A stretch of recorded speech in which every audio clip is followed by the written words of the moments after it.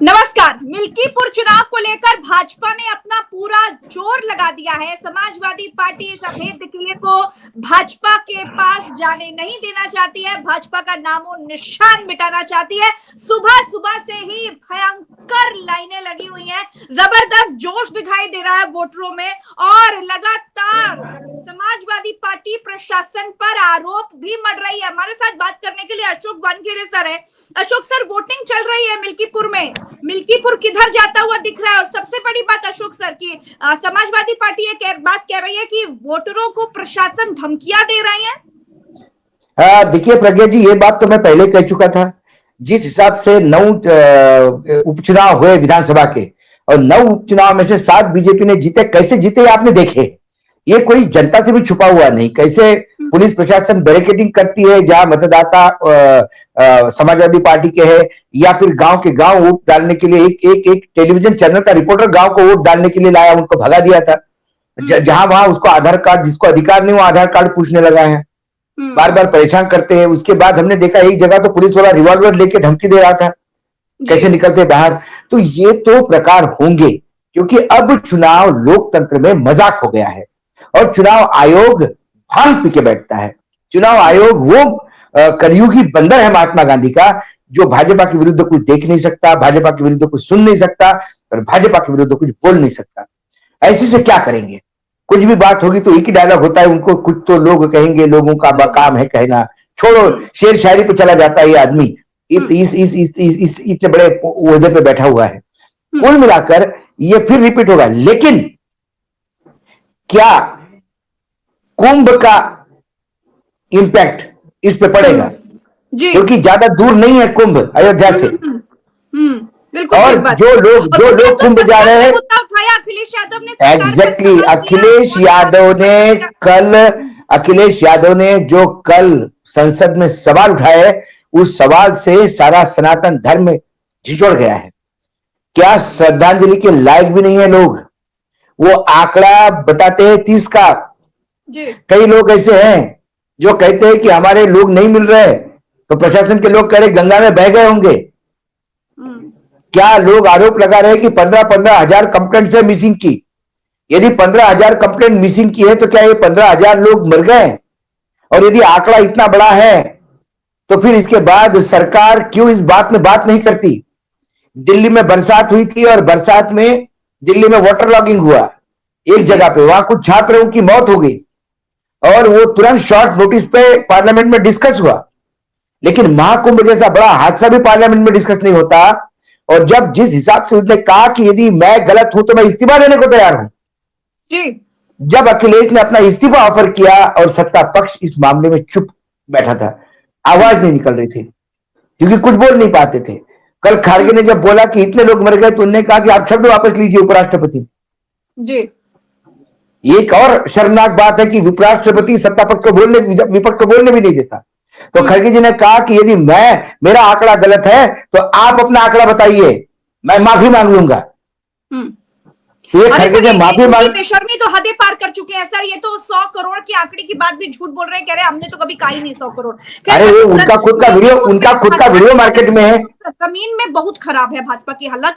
लोग भाजपा के खिलाफ बोल रहे हैं, लेकिन विपक्ष आरोप लगा रहा है कि भाजपा बेमानी से चुनाव जीतने की पूरी कोशिश कर रही है। नहीं, देखिए, क्या हरियाणा, महाराष्ट्र ये बेनामी से जीते हुए चुनाव नहीं है? क्या डाटा मांगने पे डाटा डिलीट हो गया नहीं बोलते हैं? क्या कोई भी आरटीआई में कोई इंफॉर्मेशन मिलने के पूछो तो बोलते हुए इंफॉर्मेशन हमारे पास नहीं है। चुनाव आयोग क्या करेगा? चुनाव आयोग है कहां प्रज्ञा जी? चुनाव आयोग है कहां? मात्र किसी बिल्डिंग के बाहर चुनाव आयोग, निर्वाचन आयोग लिखने से निर्वाचन आयोग नहीं होता। निर्वाचन आयोग में लोग बैठाने से निर्वाचन आयोग नहीं होता।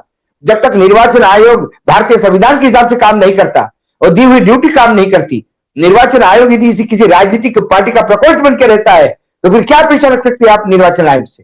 क्या पिछले उपचुनाव की कंप्लेंट नहीं गई है?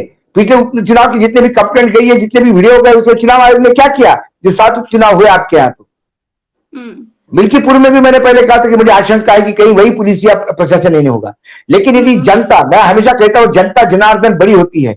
जनता जो है, वो एक कहावत है हिंदी में कि बारात गांव से भारी नहीं होती, बारात जब गांव आती है तो लोग बहुत इज्जत करते हैं, तो बारात के 100 लोग सोचते हैं कि ये 2000 का गांव हमसे डर रहा है, और जब वो बदतमीजी पे उतरने आते हैं तो वो बारातियों को लट मार मार के भगाते हैं।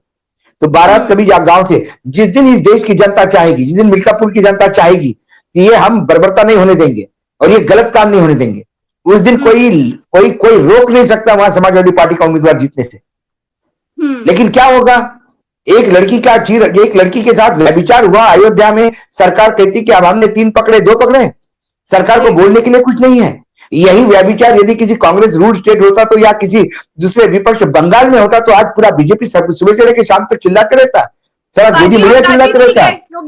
पाजी और गाजी बोल गए, किस पाजी और गाजी की बात करते हैं? जब आपका प्रशासन अयोध्या प्रयागराज में फेल हो गया, जब योगी सरकार पूरी तरह से प्रयागराज के कुंभ में फेल हो गई, तो तथाकथित इन्हीं पाजी और गाजियों ने अपने मजार खोल दिए, अपने मस्जिदें खोल दी, अपने घर दरवाजे खोल दिए, और सारे लोगों को हजारों के तादाद में वहां जो आए थे सनातन धर्म वाले, वहां यह है गंगा जमुना तहजीब, यह है भारत की संस्कृति। सुबह से सोशल मीडिया पे हम देख रहे हैं, तमाम तस्वीरें आ रही हैं, लोग शिकायतें कर रहे हैं, प्रशासन पर दबाव बनाने के आरोप लगा रहे हैं। ये बताइए सर, सब कह रहे हैं कि सत्ता का चुनाव होता है, सत्ता का चुनाव होता है, क्या इस तरह के चुनावों में सत्ता को बेईमानी करके जीतना ये अब बिल्कुल नॉर्मल समझ लिया गया, स्वीकार कर लिया गया है? ये प्रज्ञा जी, ये न्यू नॉर्मल है। अच्छा। दादागिरी से चुनाव जीतना और लोकतंत्र हमारे पक्ष में है ये बताना, ये न्यू नॉर्मल हो गया है, और इसके साथ हमें जीना होगा। मैंने कहा ना कि ये एक दिन ऐसा प्रलय आएगा, इस प्रलय में सब तहस नहस हो जाएगा और फिर से नया सृजन होगा। लोकतंत्र बचाना है तो कम से कम कई चीजों को हमें ध्यान देखना होगा। सर्वोच्च न्यायालय में अभी मामला पेंडिंग है, ये जो आयुक्त की नियुक्तियां होती है, अभी ये राजीव कुमार जी अब निवृत्त होने वाले हैं, उनके जगह जो फिर राजीव कुमार का ही कोई फोटोकॉपी आ गया, तो आप क्या अपेक्षा रख सकते हैं आने वाले 2029 में? क्या बीजेपी 500 पार होगी? यही दिखता है मुझे। विपक्ष तो चुनाव ही नहीं लड़ना चाहिए, क्योंकि चुनाव लड़ने से भी क्या फायदा?